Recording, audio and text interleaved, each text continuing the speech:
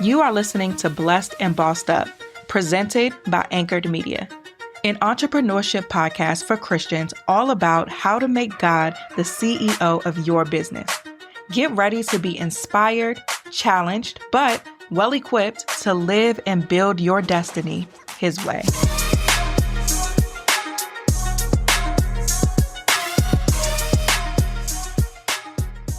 Hey guys, welcome to another episode of the Blessed and Bossed Up podcast. First, I want to say thank you so much to everybody who reached out to me, whether it's text, DM, email, telling me how last week's episode, my testimony and transparency really blessed you. If you've been listening to the show long enough, you know I'm pretty private and I don't just come on here and talk about what I'm going through just for the sake of it. But when I do have those type of episodes, it's really because I feel led to. And it's my prayer and my hope that in me being open and vulnerable, that it will bless somebody. So it makes me feel good to know that there are people who were blessed and encouraged by that episode. So thank you so much to everybody who reached out. And I'll keep y'all posted as I navigate my own season of disappointment and process my feelings and all of that. I got some clarity this week that I want to dive into more. But if you don't take anything from last week's episode, my biggest thing that I want to give you is to just, in the midst of all that you're feeling, you're believing in God for something and it didn't work out the way that you thought that it would, to just take all of those real and raw emotions to Him and let Him heal your heart. And that's the space that I'm in. I let my heart break, I'm feeling all the feelings, and I'm also surrendering all the feelings. And the Lord is just putting me back together. And I'm okay with however long that takes. So I'm glad that some of you guys were blessed from it. And now let's get back to business, okay? Specifically, let's get back to the Bible on business. If you are new here, for the last year plus, we have been in the middle of this series called the Bible on Business series. The Lord gave me a revelation last year that there are so many Christian entrepreneurs who are not realizing that the Bible has everything that they need in order to grow their businesses. So many of us are looking at coaches and content, YouTube videos, books, all of these supplemental resources to help us grow on our entrepreneurial journey or to teach us how to grow our businesses. But the Lord wants you to understand that the Bible is enough. And with this series, it is my goal to expose all of the ways in which the Bible gives us practical lessons and teachings that are applicable to our businesses. And so today's episode is no different. We are going to be diving into Acts 17, 22 through 31. I'm going to give some context and then we will read the text and then discuss.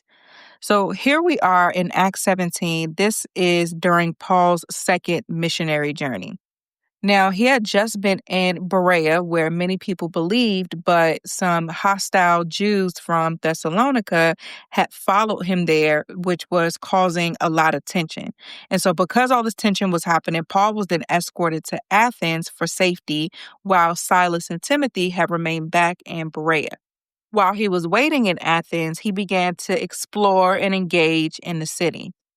Now, Athens was the intellectual capital of the ancient world. This was or the home to Plato, Socrates, and Aristotle. If you are anybody who's into philosophy, if you've ever taken a philosophy class, you know exactly who Plato, Socrates, and Aristotle are. So that kind of gives you some insight into the type of people who were present here. These were people who loved new ideas and constant debate. They were very much so lovers of exercising the mind. There was also a lot of idolatry. There were temples and altars everywhere. So they were worshiping gods like Zeus, Athena, Poseidon.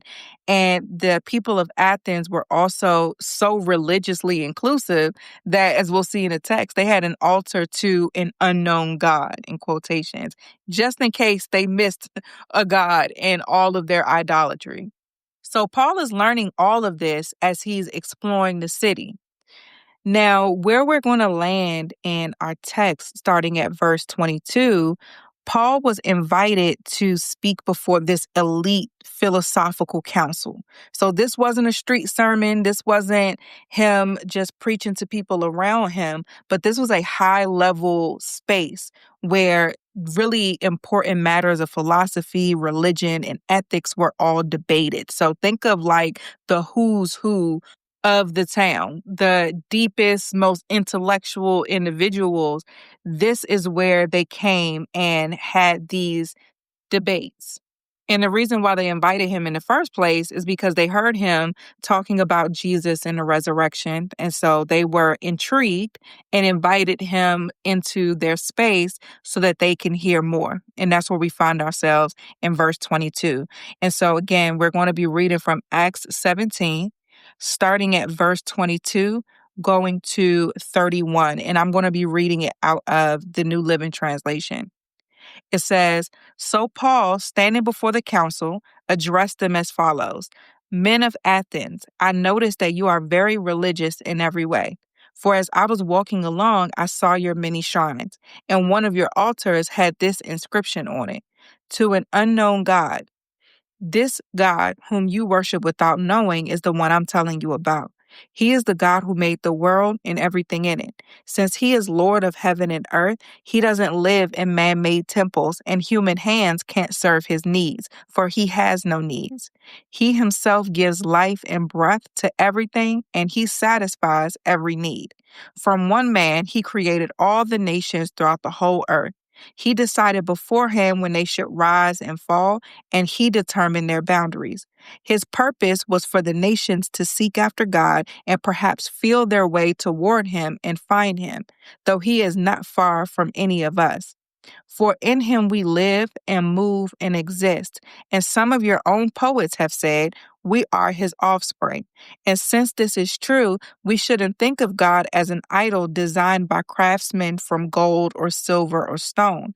God overlooked people's ignorance about these things in earlier times, but now he commands everyone, everywhere, to repent of their sins and turn to him.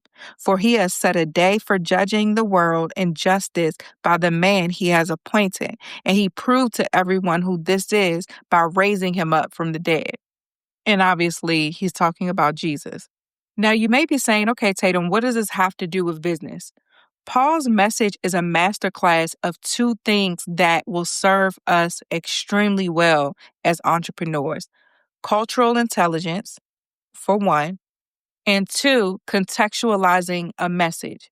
We did a Bible on Business episode sometime last year, I don't remember when, where I talked about how spreading the good news, the apostles' ministry, and the way in which they went through city to city and converted people over to Christianity, for us as entrepreneurs is a lot like sales, because you're going and relaying a message to someone and your goal is to convert them over, aka making a sale. So even though they weren't selling anything for money, you're still convincing them to take some type of action, which is essentially the same thing that we're doing as entrepreneurs. We are convincing people that we have the product and service that they need to invest in to solve their problems. So there's a lot to be learned from the apostles, and definitely a lot to be learned from Paul in this particular text. Let's dive deeper into the two strategies that this text highlights, which again is cultural intelligence, number one, and then number two, contextualizing a message. Let's start with cultural intelligence. By definition, cultural intelligence is the ability to recognize, understand, and effectively navigate different cultural norms, values, and behaviors in order to connect and communicate with people from diverse backgrounds. So if we look at this text here, Paul studied the city of Athens. This goes as early as verse 16 up to verse 23. He observed their religious practices and he acknowledged even their altar to an unknown God. He understood their intellectual culture, so he knew that there are philosophers, poets, there are lots of open debates. Intellectual exercise is a part of the norm there, and he didn't dismiss it. He didn't just shoot down everything that they had going on. He worked within it in order to effectively communicate his message.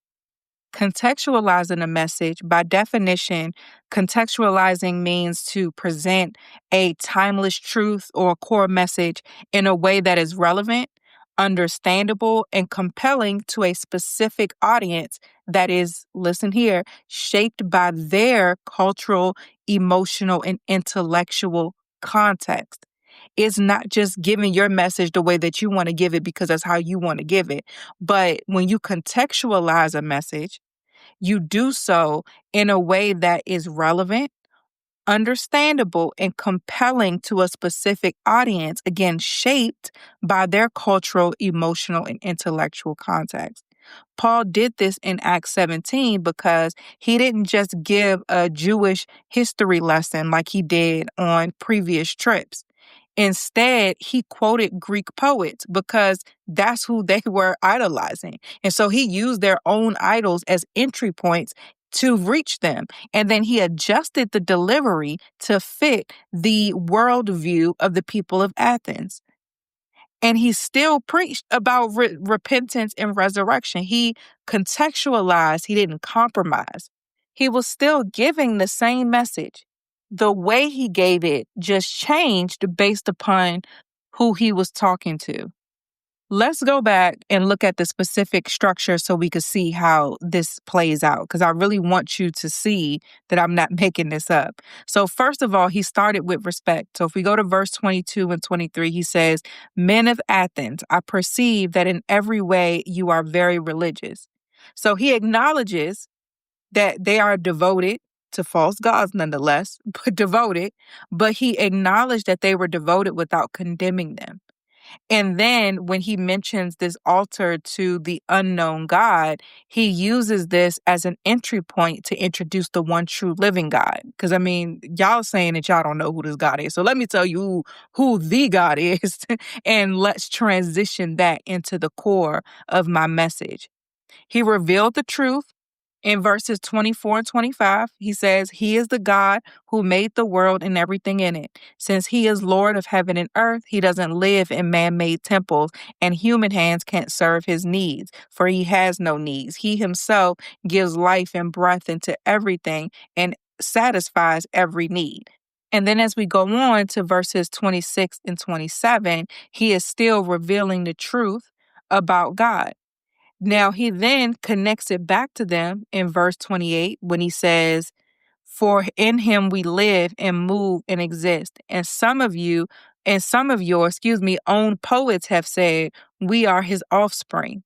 This is a direct quote from Greek poets, those that they studied and were familiar with. And so Paul here is using culturally familiar language so that he could build that credibility and that connection. Because remember, who he's talking to are the who's who, these elite individuals in this respected place who like to have these deep intellectual debates. So he didn't go in there talking about the Old Testament. He went in there meeting them exactly where they were in order to build that credibility and connection. He shaped his message in a way that was relevant to them. This episode is brought to you by IXL. In my household, education is so important, and in summer, there's still no breaks. So whether your child is trying to catch up, stay sharp like we are, or get a head start for the fall, IXL can make learning a seamless part of the summer. IXL is an award-winning online learning platform that helps kids truly understand what they're learning, whether they're brushing up on math or diving into social studies. It covers math, language arts, science, and social studies from pre-K through 12th grade with content that's engaging, personalized, and yes, actually fun. It's the perfect tool to keep learning going without making it feel like school. I am so excited to get started with IXL. My son is getting ready to go to kindergarten, and one of the tools that his school uses is IXL for learning. And so we are so excited to dive in this summer to prepare him for the upcoming year. This program will improve your kids' grades. It will work for any of your kids. You save time and you save money, so don't miss out. 1 in 4 students in the U.S. are learning with IXL. IXL is used in 96 of the top 100 school districts in the U.S. Make an impact on your child's learning. Get IXL now. And Blessed and Bossed Up listeners can get an exclusive 20% off IXL membership when they sign up today at IXL.com. Visit IXL.com to get the most effective learning platform out there at the best price. This episode is brought to you by Indeed. One of the most frustrating aspects of hiring is finding the right person. It takes a long time, and you really want to find the right person quickly so that you can start making the progress that you want to make on your business. If you're in a similar boat and you realize that your business needs to hire somebody yesterday and you want to know how you can find amazing candidates fast, easy, just use Indeed. When it comes to hiring, Indeed is all you need. Stop struggling to get your job post seen on other job sites. Indeed's sponsored jobs helps you stand out and hire fast. With sponsored jobs, your post jumps to the top of the page for your relevant candidates so that you can reach the people you want faster. And it makes a huge difference. According to Indeed data, sponsored jobs posted directly on Indeed have 45% more applications than non-sponsored jobs. When I was hiring, the process was slow and overwhelming. I wish I had Indeed. There's no need to wait any longer. Speed up your hiring right now with Indeed. And listeners of this show get a $75 sponsored job credit to get your jobs more visibility at Indeed.com/blessed. Just go to Indeed.com/blessed right now and support our show by saying that you heard about Indeed on this podcast. Indeed.com/blessed. Terms and conditions apply. Hiring, Indeed is all you need. But still confronted their idolatry, because we see that in verse 29, where he says, and since this is true, we shouldn't think of God as an idol designed by craftsmen from gold or silver or stone. He called for repentance in verse 30 and 31. Where he said God overlooked people's ignorance about these things in earlier times, but now he commands everyone everywhere to repent of their sin and turn to him. So he, again, is not compromising his message at all, but he's shaping it with his cultural intelligence, his cultural understanding. He uses that to then shape this message in a way to where it is relatable and meets these people exactly where they are.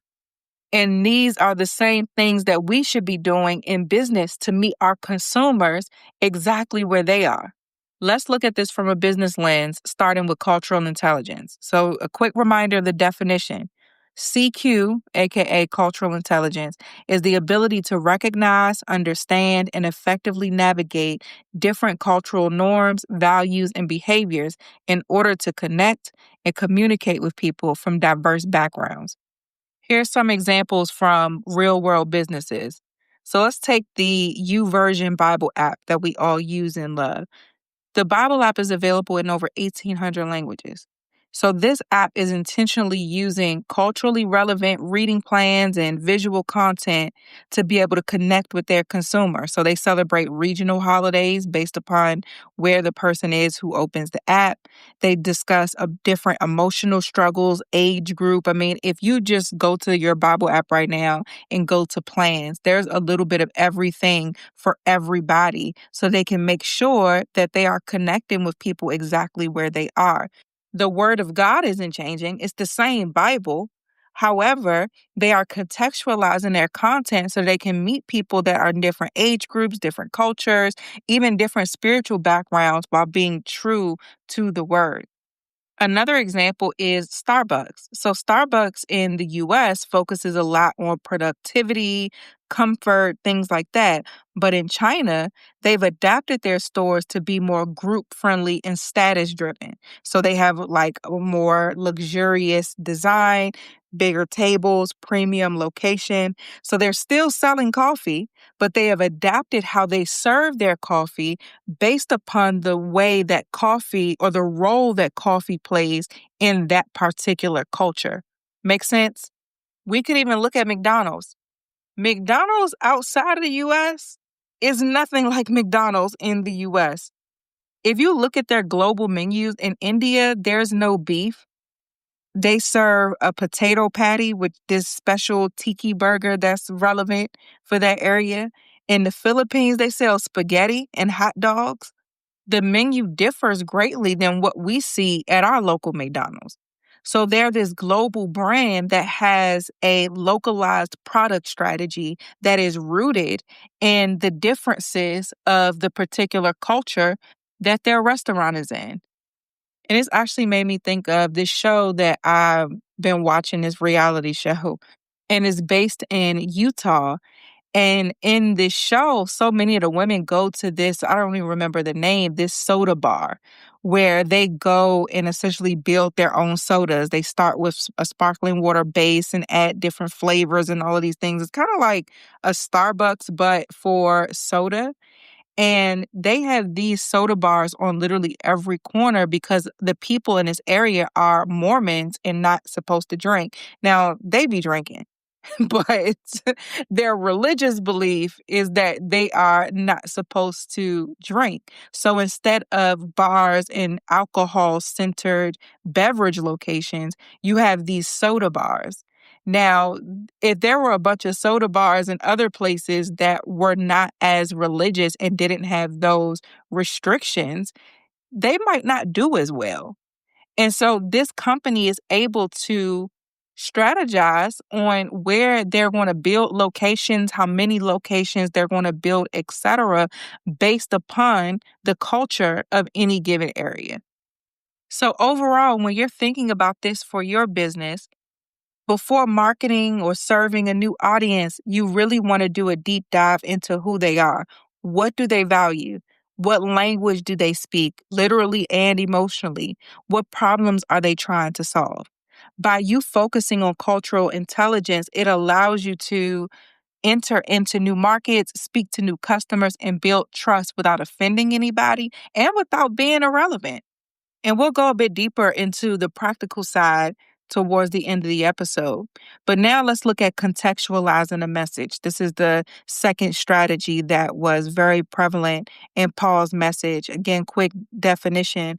Contextualizing means presenting a truth or a core message in a way that is relevant, understandable, and compelling to a specific audience, shaped by their cultural, emotional, and intellectual context. When it comes to your business, when you're contextualizing a message, you don't change your mission or values, but you just change or adjust your method, your tone, maybe your visuals based upon who you're talking to.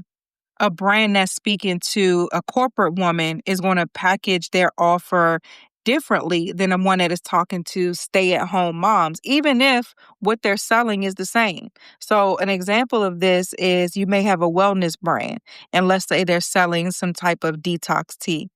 If they're selling it to an audience of fitness people, they might sell it as gut support to enhance performance, something that's speaking to their need to perform better in the gym.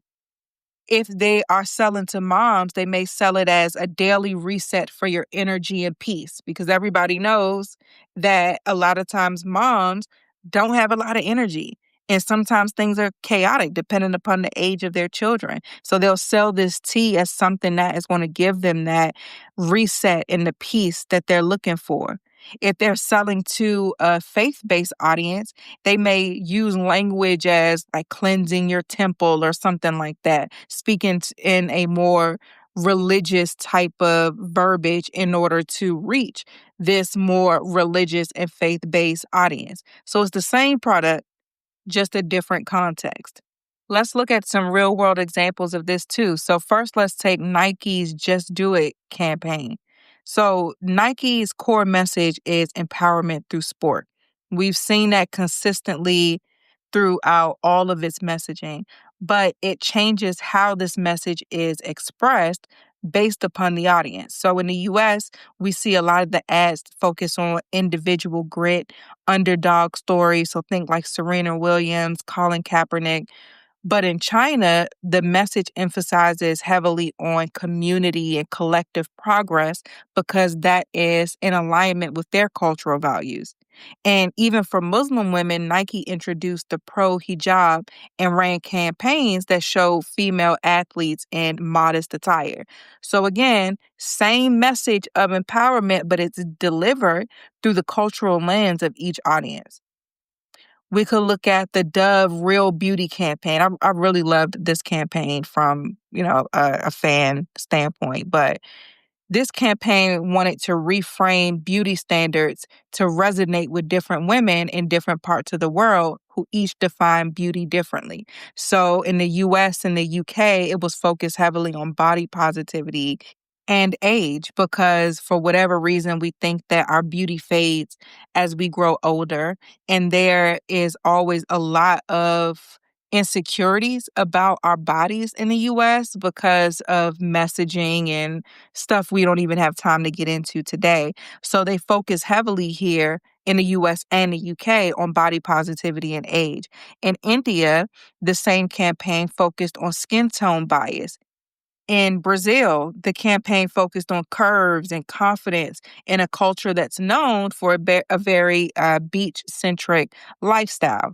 So again, message didn't change. The message was celebrating women, real women, just contextualized it based upon the beauty norms that are specific to each culture.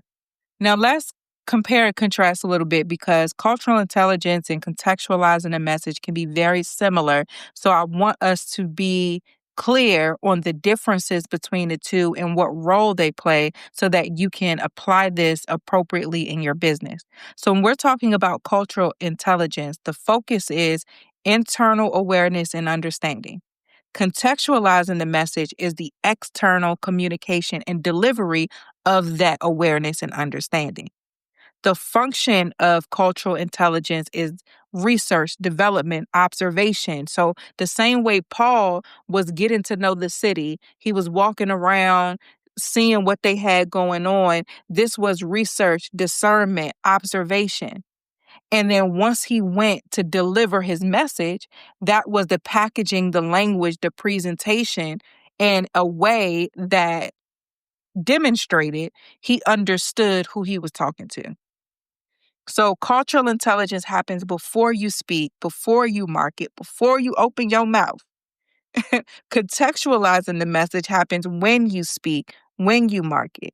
So the two go together to make sure that when you are presenting your products or services in whatever platform or space that you're doing so, you're doing it in a way that is relevant, a way that is understanding of who you're talking to, and a way that connects with the people that you're speaking to.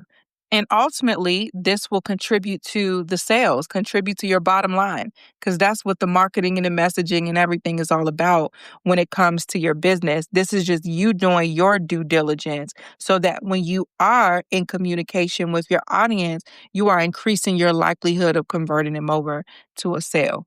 So let's talk about how to do this. Y'all know I hate introducing a concept, talking about something without giving you the practical tools to implement what you're learning. So get a pen and paper.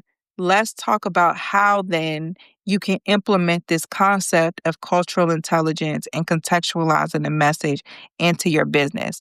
The first thing that you do is you use your audience's language. What I don't mean when I say this is appropriating your audience's language. Don't be you ever have somebody who's older trying to use young people slang in order to connect? You ever even been to church and they're just trying way too hard to appease the young people? Don't be like that. Don't do that.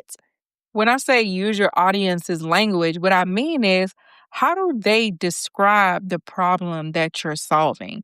What are the specific words that they're using? What's in their vocabulary? Those are the words that you should be using. If you're a business coach, and let's say you help people launch their businesses, and let's say you want to put out a program or you're introducing your program for people to hire you to help them launch their business, and you're doing a lot of content around legal entities and business formation and how to do a business plan and all of that. So you have all the technical vocabulary down pat, and you're naming your products and services things that make sense to you based upon you being the expert. But your audience, when they're looking for solutions, they're not looking for business plan formation or different legal entities. They may simply be Googling, how do I start a business? So that means that you should have content, SEO, videos, something using the exact phrase, how to start a business. If you're a clothing brand and your clothing is relevant to kids that are going back to school, then back to school should be in all of your messaging because that's what people are looking for. Back to school clothes, back to school deals, back to school XYZ, because that's the time of year. This could also be as simple as, let's say you have a yogurt shop, a frozen yogurt shop. Your particular target audience doesn't call it frozen yogurt. They call it froyo. So that means when it comes to your marketing and your messaging, you should be using the word froyo. When it comes to your SEO and everything that's helping your shop get discovered, it should have the word froyo in it because that's the vocabulary that your audience is using. They're not saying the whole words frozen yogurt. They just say froyo. So you should be using that same vocabulary. A way that you could find out what that vocabulary is, you can look at forums. You should follow people in your target audience. When I say forums, I mean things like Quora, Reddit, these various places where people have discussions about any and everything. You should be following people within your target audience. You should be engaging with people within your target audience. One of the best things that you could do in the early stages of your business is to actively engage and consistently engage with your audience. If you start to learn them the way that you know your bestie, your mama, your cousin, the back of your hand, then you will be that much more effective in your marketing strategy because you will automatically speak their language. The same way if you hang around somebody long enough, y'all start to talk alike. It's the same thing. You want to be around your audience so much to where you know exactly how they speak, how they think, what they feel, because then you'll not only be able to meet their needs, you'll be able to articulate their needs and anticipate their needs. And that's a really sweet spot to be in business. If you can't offer your audience something that they need before they realize they need it, that puts you way ahead of the game. But if you're in the early stages of your business and you're trying to figure this whole thing out of how do I speak their same language? How do I take this concept of using their language when I don't know it? Spend as much time with them as possible. That's something I believe benefited me greatly when it came to business because I knew, especially when it came to Anchor Media, I knew how my audience was looking for podcast content on how to create their own shows. I knew where they were going to find it. I knew what they liked and disliked about what they found when they went to search. I knew what they put in the search bar because we had all of these conversations. So when it came to videos that I would do or classes that I would do, lessons that I would give, it would speak directly to what they were already talking about, which makes the sales way easier on my part. I just did my due diligence ahead of time to spend time with my target audience, and I suggest that you do the same thing. Now, the second way that you can apply what we are learning today, when we're talking about contextualizing a message and cultural intelligence, that doesn't just apply to individuals, this also applies to specific platforms. So you should have, when it comes to your messaging and marketing, a platform specific content strategy. So how you show up on Instagram is different than how you show up on TikTok, is different than how you show up on LinkedIn, how you show up on YouTube. How you deliver your message depends on your audience and also the platform. So are you in the marketplace? Are you in a synagogue? Are you in the street corner? Whatever the platform is, a lot of times that also determines the way in which you give your message. So when we think about CQ and contextualizing our messages, we also have to understand the culture and the rules of the platforms that we're on. And then we tailor our communication via our content strategy differently on each of those platforms. If you're an apparel brand on Instagram, you may show lifestyle reels of people wearing your pieces. On TikTok, you may use trends and storytelling to highlight how the brand supports identity or whatever it is you stand for.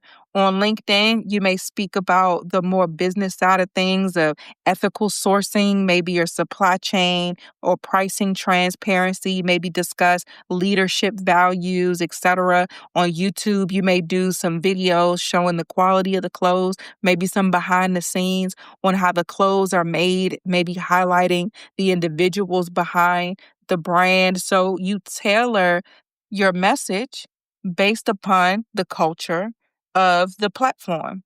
And in doing that, you're increasing the likelihood of converting those people on those individual platforms into sales. If you go on TikTok with the Instagram approach, it may not work. If you go on YouTube with the LinkedIn approach, it's not going to work. So this is another major way to make sure that you're applying CQ as well as contextualizing your message.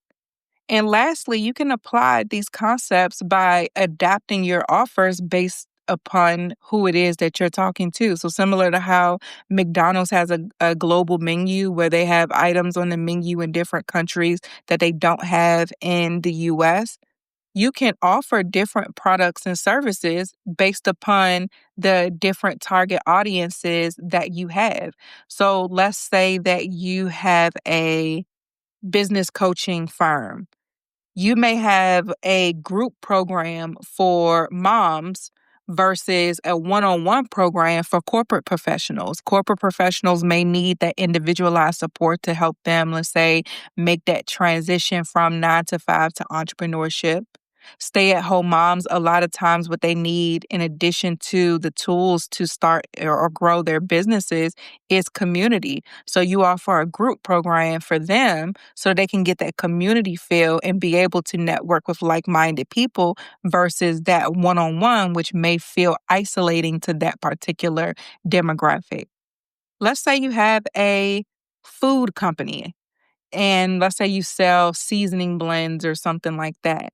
You may have a specific salt free product that was developed specifically for people with health concerns, where some type of salt free flavoring or seasoning for their food would be really important to them.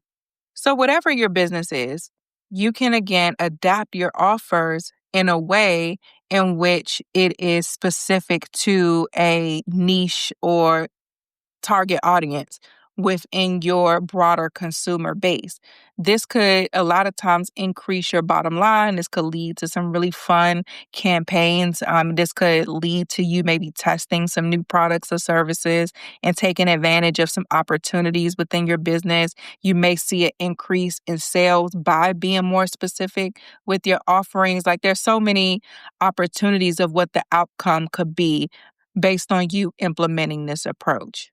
I hope that these three ways to apply what we've learned today about cultural intelligence and contextualizing a message have really hit home, really got your wheels turning and thinking about ways in which you could apply this to your own business. I also pray that you are able to see, because that's the point of this whole series, the way in which we can extract so much from the text for our businesses. I mean, this was just such, like I said earlier, such a masterclass in effective communication. Paul did win some souls here. All of them didn't convert over into believers. Some did, some didn't. Some just laughed him out. Some had questions, but he did what he was supposed to do, which was spread the good news. And for our businesses, some people are going to buy, some people aren't, some people are going to have more questions. But it's our job to make sure when it comes to our marketing, our messaging, our sales tactics, and all the things that we are being as strategic as possible. And Paul left a excellent blueprint on some ways that we can do that through his example here.